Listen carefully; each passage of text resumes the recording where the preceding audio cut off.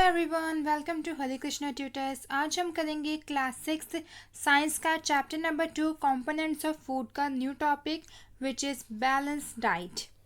तो हम ये टॉपिक अब स्टार्ट करते हैं। The food we normally eat in a day is our diet. For growth and maintenance of our good health, our diet should have all the nutrients that our body needs in right quantities. कि हम लोग daily जो भी food हम लोग खाते हैं वो हमारी क्या कहलाता है, डाइट। अब हमारी ये जो डाइट होती है, ये जितने भी हम लोग फूड खाते हैं वो सारी हमारी गुड हेल्थ के लिए होते हैं। अब इन डाइट्स में हमारे जितने भी न्यूट्रिएंट्स हैं, ये जितने भी फूड्स हैं, वो सारे न्यूट्रिएंट्स इक्वल अमाउंट में होने चाहिए, इक्वल क्वांटिटी में होने चाहिए, राइट क्वांटिटी में होने चाहिए, जिसके वजह से हमारी बॉडी को सारी नीड्स मिल सके, सारी चीज़ें मिल सके, यानी कि कैल्शियम मिल सके, प्रोटीन मिल सके, विटामिन्स मिल सके, मिनरल्स मिल सके। ये सारी चीज़ें हमारी बॉडी को सही मात्रा में मिले। Not too much one and not too little of the other, कि ना तो हमको कोई भी जो भी न्यूट्रिएंट है, ना तो कोई भी वो हमको ज़्यादा मात्रा में मिले, ना ही कोई भी ज़्यादा कम मात्रा में मिले। अगर हमारी बॉडी में कोई भी न्यूट्रिएंट की अगर मात्रा ज़्यादा हो जाती है तब भी वो हमारी बॉडी के लिए सही नहीं है, या फिर अगर किसी की चीज़ की मात्रा हमारी बॉडी में कम हो जाती है तो वो भी सही नहीं है। जैसे हम लोग वाटर का एग्जांपल ले लेते हैं कि अगर हमारी बॉडी में जो वाटर है वो ज़्यादा हो जाता है तो उससे भी प्रॉब्लम होती है, और अगर हमारी बॉडी में जो वाटर है अगर उसकी मात्रा कम हो जाती है तो वो भी हमारी बॉडी के लिए सही नहीं है। The diet should also contain a good amount of roughage and water. Such a diet is called a balanced diet. और उस डाइट में हमारे जो डाइट होती है, जो हम फूड खाते हैं, उसमें हमारे पास रफेज भी होना चाहिए और उस डाइट में वाटर भी होना चाहिए। इस टाइप की जो डाइट होती है वो हमारी क्या कहलाती है, बैलेंस डाइट। कि जिस डाइट में हमको सारे अपने न्यूट्रिएंट्स मिले, सही अमाउंट में मिले, ना तो कोई न्यूट्रिएंट ज़्यादा मिले ना ही कोई कम मिले, और उसमें हमारा रफेज और वाटर भी हो, वो डाइट हमारी क्या कहलाती है, बैलेंस्ड डाइट। ठीक है, अब आगे इसमें गिवन है pulses, groundnut, soybean, sprouted seeds, fermented foods, a combination of flours, thepla made from cereals and pulses, banana, spinach, sattu, jaggery, available vegetables and other such food provide many nutrients। अब इधर इन्होंने हमको काफ़ी सारे फूड न्यूट्रिएंट्स बताए हुए हैं, जैसे कि पल्सेस हो गई, दालें, मूंगफली, सोयाबीन, स्प्राउटेड सीड्स हो गए, ठीक है ना, सीड्स हो गए। फर्मेंटेड फूड का मतलब क्या होता है कि जो साउथ इंडियन फूड होता है, जैसे कि हमारा इडली, सांभर, डोसा, ठीक है, ये सारी चीज़ें। जैगरी मतलब होता है गुड़, ठीक है। तो इन सारी चीज़ों से हमको क्या मिलता है, न्यूट्रिएंट्स मिलते हैं, तो हमको ये सारी चीज़ें खानी चाहिए। आगे इसमें गिवन है Therefore one can eat a balanced diet without expensive food materials। और कोई भी इंसान जो अपनी बैलेंस डाइट लेता है वो बिना किसी एक्सपेंसिव फूड मटेरियल के बिना भी वो ले सकता है। जैसे अभी ये जितने भी फूड आइटम्स थे ये इतने ज़्यादा एक्सपेंसिव नहीं होते हैं, ठीक है ना। जैसे पल्सेस हो गई हमारे, ग्राउंडनट हो गए, फ्लोर्स हो गया, जैगरी हो गई, सत्तू हो गया, बनाना, स्पिनच, ये सारी चीज़ें बहुत ही कम रेट में हमको मार्केट में अवेलेबल होती हैं। Eating the right kind of food is not enough, it should be cooked properly so that its nutrients are not lost. वो इसमें क्या कह रहे हैं कि अगर हम लोग कोई एक फूड खा रहे हैं तो वो खाना ही सही नहीं है, उसके साथ ये भी होना चाहिए कि वो फूड हमारा ठीक से कुक भी होना चाहिए। कि ऐसा नहीं कि हम उस फूड को इतना ज़्यादा कुक कर दें कि उसके जो न्यूट्रिएंट्स है वही ख़त्म हो जाए, या फिर हम उस फूड को इतना कम कुक करें कि वो एकदम कच्चा रह जाए, ऐसा भी नहीं होना चाहिए, ठीक है। If the vegetables and fruits are washed after cutting और peeling them, it may result in the loss of some vitamins. इधर वो क्या कह रहे हैं कि हमारे जो फ्रूट्स होते हैं अगर हम उनको पील कर दें, यानी कि उनका जो छिलका होता है अगर हम वो हटा दें या फिर हम उनको कट कर दें, तो उस वजह से जो भी हमारे फ्रूट्स होते हैं या फिर जो हमारे वेजिटेबल्स होते हैं उनका जो काफ़ी कुछ विटामिन्स होते हैं वो हमारे लॉस हो जाते हैं। जैसे कि हम एग्जांपल ले लेते हैं एप्पल का। कुछ लोग क्या करते हैं, एप्पल को डायरेक्ट खा लेते हैं कुछ लोग एप्पल को पील करके खाते हैं। जो एप्पल का जो छिलका होता है रेड कलर का, उसमें हमारे काफ़ी सारे विटामिन्स होते हैं, इसलिए हमको एप्पल को छील के नहीं खाना चाहिए, उसको हमको डायरेक्ट ही खाना चाहिए। ठीक है। The skins of many vegetables and fruits contain vitamins and minerals. काफ़ी सारे जो वेजिटेबल्स होते हैं और जो फ्रूट्स होते हैं उनकी जो स्किन मतलब कि वो मेन उनके छिलके के बारे में बात कर रहे हैं, उनमें हमारी क्या क्या चीज़ें होती हैं, विटामिन्स होते हैं और मिनरल्स होते हैं। Similarly repeated washing of rice and pulses में remove some vitamins and minerals present in them. और सेम इसी तरीके से हमारे कुछ पल्सेस होती हैं, राइस होती हैं, अगर हम उनको रोज़ रोज़ वॉश करेंगे या फिर अगर हम उनको कुछ ज़्यादा ही वॉश करेंगे तो उसके वजह से उनके अंदर कुछ जो विटामिन्स हैं और जो कुछ मिनरल्स हैं वो रिमूव हो जाएंगे। कि अगर हम उस पल्सेस को, उन दालों को, चावलों को अगर हम बार बार धोए जा रहे हैं, डेली उनको धो रहे हैं, तो इससे क्या होगा, जो उसमें जर्म्स हैं वो तो निकल ही जाएंगे, साथ ही साथ उसमें जो विटामिन्स, जो मिनरल्स हैं वो भी हमारे उससे रिमूव हो जाएंगे। आगे इसमें क्या है, at the same time cooking also result in the loss of certain nutrients. Many useful proteins and considerable amount of minerals are lost if excess water is use during cooking and is then thrown away. अब क्या होता है कि हम लोग cooking के time पे हम लोग क्या कर देते हैं, हम लोग उसमें पानी की मात्रा बहुत ज़्यादा कर देते हैं। इस वजह से क्या हो जाता है कि उस फूड में जो भी हमारे न्यूट्रिएंट्स होते हैं, मिनरल्स होते हैं, वो हमारे वेस्ट हो जाते हैं। क्योंकि हम अगर किसी भी फूड आइटम में पानी की मात्रा हम ज़्यादा कर देते हैं तो फिर हम उसको ज़्यादा देर तक हम कुक करते हैं, जिसकी वजह से क्या होता है कि उस फूड में जो भी हम कुक कर रहे हैं उस फूड में जो भी हमारे मिनरल्स होते हैं वो भी हमारे जल जाते हैं, पानी के साथ वो बर्न हो जाते हैं। तो इससे हमारे जो मिनरल्स होते हैं, विटामिन्स होते हैं, वो काफ़ी ज़्यादा लॉस होता है उनका। ठीक है। आगे इसमें गिवन है vitamin C gets easily destroyed by heat during cooking. और जो हमारा विटामिन सी है वो बहुत जल्दी डिस्ट्रॉय हो जाता है कुकिंग के टाइम। अगर हम कोई भी ऐसा फूड आइटम कुक कर रहे हैं जिसमें हमारा विटामिन सी प्रेजेंट होता है और अगर हम उसको कुछ ज़्यादा देर तक उस फूड को अगर हम कुक करते हैं तो हमारा जो विटामिन सी उस फूड में अवेलेबल है वो जल जाएगा, वो डिस्ट्रॉय हो जाएगा। ठीक है।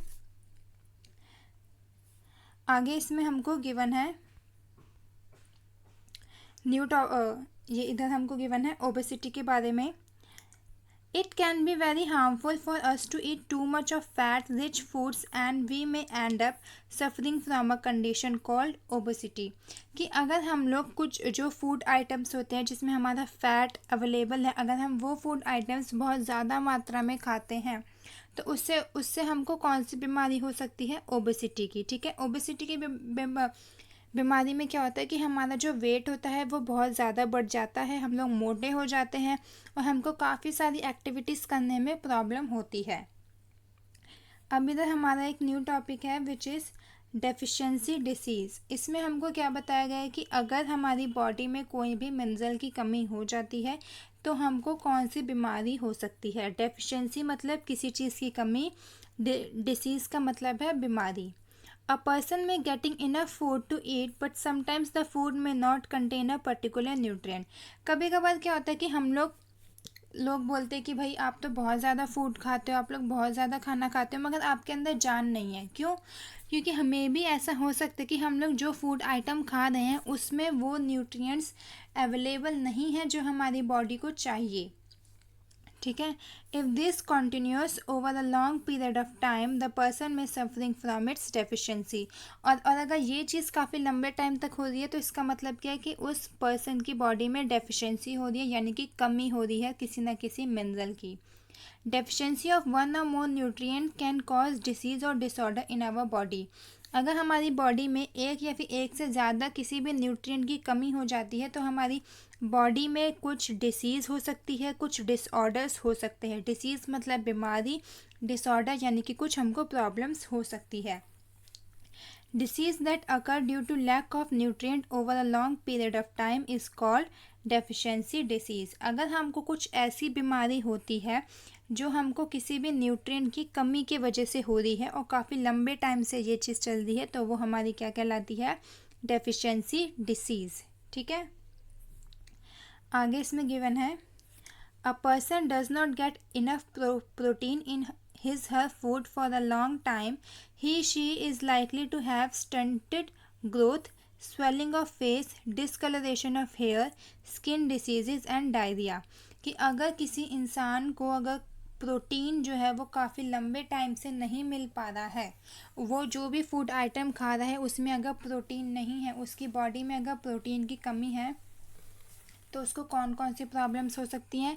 पहली चीज़ है कि उसकी जो ग्रोथ होती है, जो उसकी हाइट होती है, वो उसकी कम रह जाती है। सेकंड क्या है इसमें, स्वेलिंग ऑफ फेस, कि उसके चेहरे पे सूजन आने लगती है। स्वेलिंग का मतलब होता है सूजन आना। डिसकलरेशन ऑफ हेयर, यानी कि उसके जो बाल होते हैं उनका जो कलर है वो अलग अलग सा होने लगता है।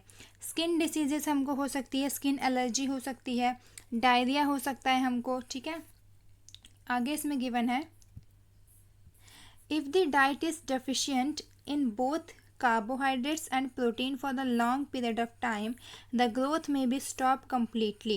Such a person becomes very lean and thin and so weak that she may not even be able to move. और अगर किसी की डाइट में, किसी के फूड में अगर कार्बोहाइड्रेट और प्रोटीन दोनों की कमी हो जाती है, तो उस इंसान की जो ग्रोथ होती है, जो हाइट होती है, वो रुक जाती है। उस इंसान की हाइट नहीं बढ़ती। काफ़ी बार हमने ऐसा देखा है कि भाई इसकी तो हाइट ही नहीं बढ़ रही है। तो ऐसा क्यों होता है?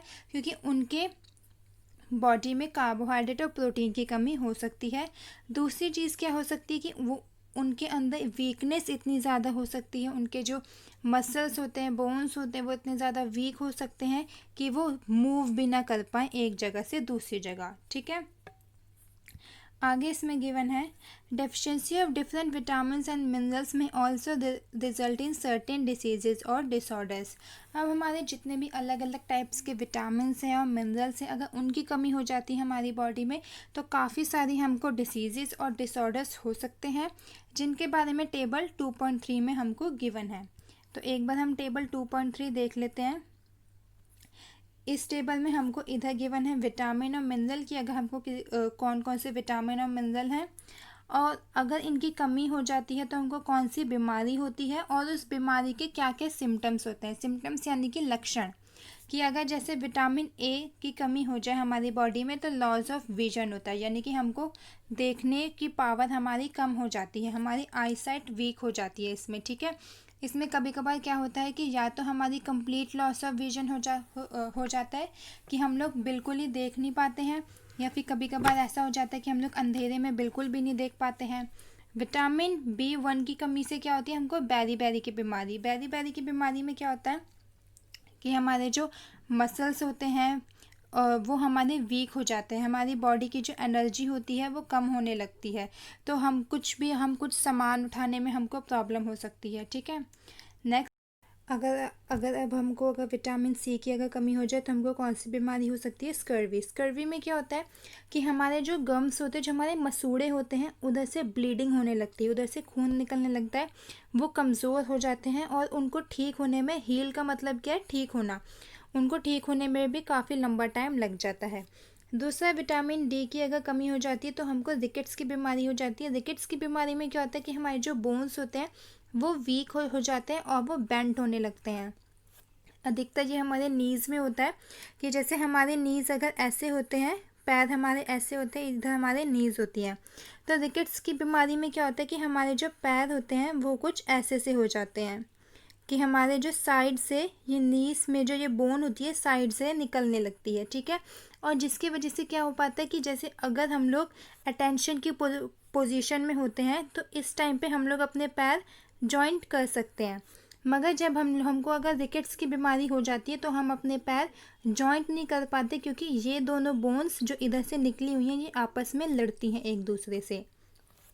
ठीक है, दूसरा हमको इसमें क्या गिवन है, कैल्शियम। अगर हमारी बॉडी में अगर कैल्शियम की कमी हो जाती है तो हमारी बोन्स और जो टूथ होते हैं वो डिके करने लगते हैं। ठीक है, कि हमारी जो बोन्स होती है वो वीक हो जाती है और हमारे जो दांत होते हैं वो गिरने लगते हैं।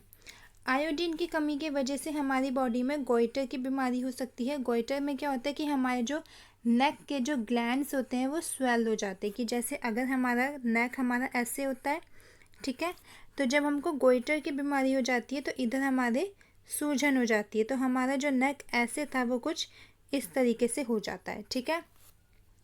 नेक्स्ट इसमें क्या है, आयरन की अगर कमी हो जाए तो हमें अनीमिया हो जाता है। अनीमिया की वजह से उसके सिम्टम्स क्या होते हैं कि हमारी बॉडी में वीकनेस आनी शुरू हो जाती है, ठीक है। आगे हम इधर कंटिन्यू करते हैं।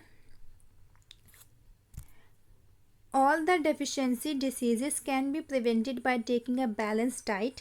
अगर हम चाहते हैं कि ये सारी डिसीजेस हमारी ठीक हो जाए तो उसके लिए हमको क्या करना पड़ेगा, हमको एक प्रॉपर एक बैलेंस डाइट लेनी पड़ेगी। In this chapter, we asked ourselves the reason why widely varying food from different regions had a common distribution. This distribution we find ensures that our meals have a balance of the different nutrients needed by our body. इस पूरे chapter में हमने क्या पढ़ा है कि हमारे जो डिफरेंट रीजन से डिफरेंट फूड आइटम्स का जो डिस्ट्रीब्यूशन होता है, ये सारी चीज़ें हमारी मिलके क्या बनती हैं, एक बैलेंस डाइट में बनती हैं। ये सारे जितने भी फूड आइटम्स होते हैं वो हमको डिफरेंट न्यूट्रिएंट्स प्रोवाइड करते हैं जो हमारी बॉडी के लिए एसेंशियल होते हैं। चैप्टर 2 हमारा इधर ही फिनिश होता है। अगर आपको ये आज की वीडियो अच्छी लगी हो तो चैनल को लाइक शेयर सब्सक्राइब करना ना भूलें और कमेंट करके ज़रूर बताएं कि आपको आज की वीडियो कैसी लगी है। Thank you.